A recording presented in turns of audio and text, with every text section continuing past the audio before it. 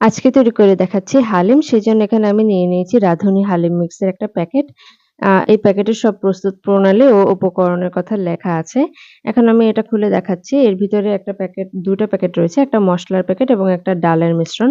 হালিমটা রান্না করার জন্য আমি এখানে গরুর মাংস ছোট, ছোট টুকরো করে নিয়েছি। চাইলে খাসি মাংস দিয়েও চিকেন দিয়েও রান্না করতে পারেন।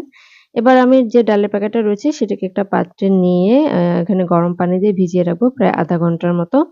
দেখতে হবে যেন দলা, দলা পেকে না থাকে সেজন্য একটা চামচের সাহায্যে নেড়ে দিব।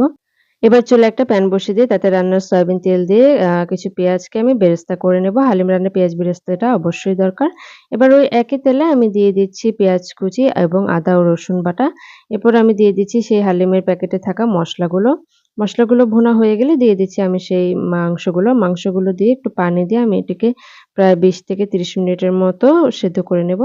এবার সেই মাংসের উপকরণে আমি সেই গরম পানিতে ভিজিয়ে রাখা ডালটাকে ঢেলে দেব।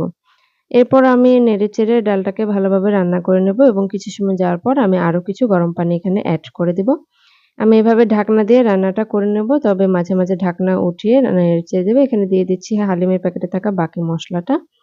ব্যাস এভাবে জাল করে নিয়ে আমার হালিমটা তৈরি। এখন আমি পেঁয়াজ বেরেস্তা, শসা কুচি, ধনেপাতা, কাঁচামরিচ কুচি দিয়ে এটাকে পরিবেশন করব। সাথে কিন্তু থাকবে অবশ্যই লেবুর রস। ব্যাস আমার হালিম রেডি।